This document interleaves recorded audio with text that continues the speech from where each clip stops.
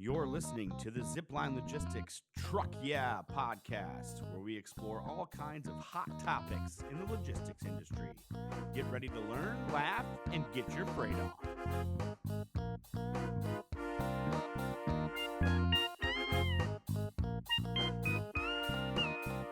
Ladies and gentlemen, welcome back to another edition of the Zipline Logistics podcast. My name is Jesse Jewett. Joined with me, as always, our Director of Training and Development, Teddy Lee Knox. Teddy, good morning. Good morning. We're talking NMFC updates today with Sam Thomas, our Senior LTL Operations Executive. Sam, good morning. Hey guys, appreciate you having me. How long have you been with Zipline, Sam? It'll be going on 6 years coming up this April here. All working in the LTL department, correct? Yes, sir. What'd you do before Zipline? I rented apartments on OSU campus, so it's very related. Okay. Dove right into LTL here at Zipline? Head first, yep. I was actually hired for a different department, and LTL was needy, so my last day of training, I was thrown into that barrel. All right, rock and roll. You knocked it out of the park. It's Since day fun. one. I think it works for my personality. I like LTL. So we're renting apartments and we're working on LTL. What else? What do you do outside of work? I'm a big nerd. I spend a lot of time on my computer. I like video games, music, movies, TV. I hang out with my brother. That's what I do most of my time outside of work. Culture. I like it. So we are talking about NMFC updates. We're going to give you a quick overview. You told me earlier, National Motor Freight Classification, correct? Correct. All right, we knocked that out. Let's talk about a specific numbers, right? Yep, it's a 6-digit code. It's a descriptor of the freight. I knew you were going to get to that eventually. So a 6-digit code, it's a descriptor of the freight. Why is it important? Well, the biggest thing that probably our customers are going to be concerned about is pricing, but it handles a lot of different parts of the freight. It describes it. The 4 parts are density, handling, stowability, and liability. So it encompasses all of those, and that's why the price is wrapped up in it. I have a note here. It says it divides freight into 18 distinct classes. Woo! Yep, there's subclasses for some of the classes. Okay. What do we mostly ship in our... So our number is 73260, which is just a very generic foodstuffs category. So a lot of the things that we ship tend to fall under that if there's not a more specific description. Okay, so like snack food and maybe would beverages fall under there? Yep, beverages do now. That was one of the big changes that they made this year. Okay, so that's our CPG expertise, right, Teddy? There you go. Say it again, 73250? 73260. 73260. How impressive that you have that memorized. We use it a Amazing. lot. Do you have all the codes memorized? No, but that is one of the few that I do know by heart. I love that. So let's talk about the updates coming in 2025. Yeah. There's some that are being canceled. Yeah, so there are more that will be canceled. There are a lot. To talk about 2025, we have to start back in 2023 because there was a big push Okay. to simplify all this, which is the nice thing. So that's why so many have been canceled. They're making things easier for us. That's why more and more things are falling under that 73260 code, Okay. which is nice. So there's more that are going to be, they're trimming down the list. Correct. So there are some that they've broken out into, I have some examples, some more specific categories, but generally what they're doing is cutting down those bigger categories and just lumping them into, like, the 73260 is a big catch-all. Gotcha.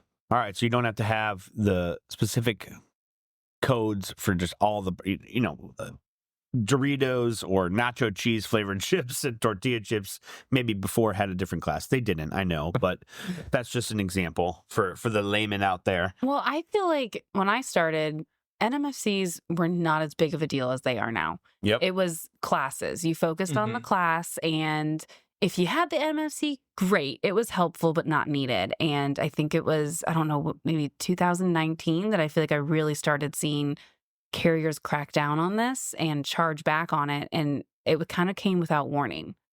Well, that's been my lifetime here. Yeah. I got hired in 2019, and it's been a pretty serious thing since then. Yeah, which I'm still not used to. I'm like, it's fine. Snack food. Yeah, that's why let's we have get Sam. a little more detail. That's why we have Sam. Let's dive into it. So let's talk about that, because I know we've mentioned on a previous podcast of how important the class and the NMFC code are. So explain to us why having the correct codes can affect how they can affect the shipments. Yeah, so all across the board, right? It's billing, it's everything. Correct. It's a cascading problem if you get one little number wrong. So NMFCs are really important. That's a big part of why it's really important to work with a partner who understands them really well, because if you get one number wrong, say you put 73261 on your BOL, your freight's misclassed, right? It's misrepresented. You've labeled it as pasta instead of chips, right? So it's going to cost more or less. It's different is the point. So the NMFC number, like you said, is really important because it needs to be correct in determining what the freight is. But then the class, like Teddy mentioned, is really important as well, because the class is more of what determines the price. So that is that's more directly related to how dense your freight is. Okay. So a freight class is density, a higher number for the freight class, right? That's 50 to 500, correct? Mm-hmm. Okay. So the higher number is less dense. Yes. So higher number means more expensive. So gotcha. The lower classes like 60 and 70 is what you'll see a lot for beverages. They're very heavy. They're typically dense. Whereas like potato chips are going to be higher, like class 250, and that's more expensive. Because there's more liability. You can't stack. They're light and bulky. They take up more space. Yeah. There's a lot less product as well. It's more airspace. LTL is all about efficiency. So it's all about using the most space in the most efficient way possible. Okay. Makes sense. You mentioned cascading problems. What are some of those cascading problems that can occur if you don't use the correct NMFC code or freight class? The biggest one is billing, for sure. Yep. But then with billing, it comes a lot of back-end issues. So your freight gets delivered, you get a bill that's wrong, it's too high, you have to pay it the way that things work in LTL before you can dispute it to get your money back because the class is wrong. So you've got to deal with that. You're out the money. Your customer's going to be upset, or you have to eat the money, if they get a higher bill versus you being able to help them out. And then it can take months to get this resolved with carriers, even if it's only a matter of $20 or $30, you won't see that for a very long time, which is frustrating. Would the class or the NMFC code tell a LTL carrier on how they handle it? I mean, we mentioned stackability, so that's a part of this, right? Yeah. So in a way, I would say insofar as the less dense it is, the more careful they need to be, right? You need to be a lot more careful again with potato chips than beverages. Beverages can stand getting knocked into a little bit if somebody bumps into them. And one of the things that are covered by class is the breakability of the freight. So something could be really, really dense, but if it's a very fragile product, it's going to be a higher class because it's more expensive. That also carries more liability for the carrier. So if you have stuff that's worth more, they're going to pay out more if it gets damaged, obviously. We're kind of all over the place here today. I love it. I'm really happy about this. What's the biggest change in NMFC that's happening in 2025? Like, what's the specific product or code that's changing? That was a weird question. I liked it. It was great. Well, I don't know what's coming. They produce some lists of the changes that have been suggested, but until they're ratified, and we don't know what's going to be changing. We don't have a stamp of approval yet. Correct. But the biggest thing right now is, like I said earlier, the push is to simplify things. So to cut down on those different categories, like milk, there were like 3 or 4 different categories for milk, not just regular milk versus milk substitute, but solid milk versus liquid milk versus different kinds of liquid milk. So that kind of dehydrated milk, right? Even the packaging can matter too, right? Yeah, 100%. So that's all getting simplified. Is the big push of this? I was going to say, you said milk. You'd think that wouldn't be complicated, but I go grocery shopping, Teddy. Am I right? You know how complicated it is. Well, speaking of the complicated part of this is something that I have to go over multiple times when people are onboarding. Sure. Whether that is a customer or someone coming into Zipline. And I think it seems annoying. There's a lot of steps. There's a lot going on, but there are so many parallels between NMFCs and classes when we look at the inventory side and SKU level. This is an extremely important process. If you get, the flavor orange instead of raspberry, it messes up everything. And those codes are really important. So I think it's great that LTL has this system and that they keep, working on it and simplifying it. But this is something that is very important throughout logistics and needs to happen. And for some odd reason, it doesn't happen on full truckload and everything is fine. But I think the fact that there are so many different pieces, so many hands involved, when it comes to LTL, literally, moving freight, that this class system really helps with that. But you have to have a good team player to help you with that extra communication. Yes, we know it's class 125, which means it might be a little bit lighter and bulkier. Am I right on that? Yeah. Okay. But you also need someone putting in the BOL non-stack. Do this. Be very careful and reinforcing that throughout, double checking. So then that way, if something happens, that white noise isn't there.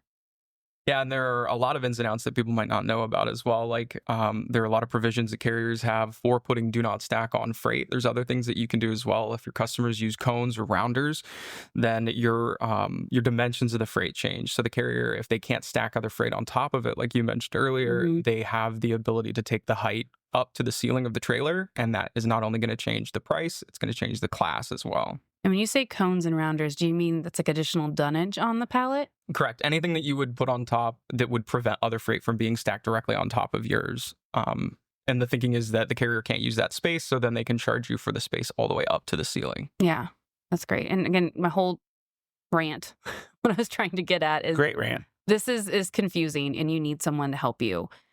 This is included in the marketplace that we all work in, but LTL is a little bit of its own animal.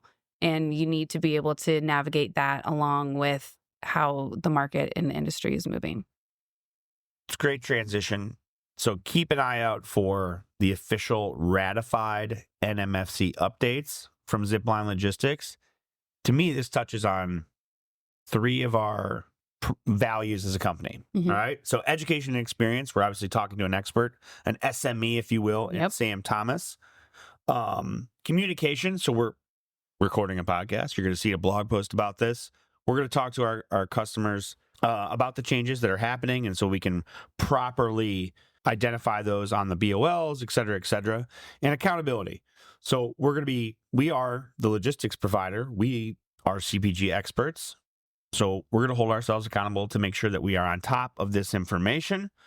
So if you want to reach out to a provider that is a specialist, please call 888-GO-ZIPLINE or visit us at www.ziplinelogistics.com. Thank you so much, Sam Thomas, for joining us today. If you liked what you heard, please leave a 5-star review on Spotify or Apple Podcasts. I think that's it. Thanks, Sam. Yeah, thank you guys for having me. Thanks, everybody else, for joining us in another edition of the Zipline Logistics podcast. We'll see you next time.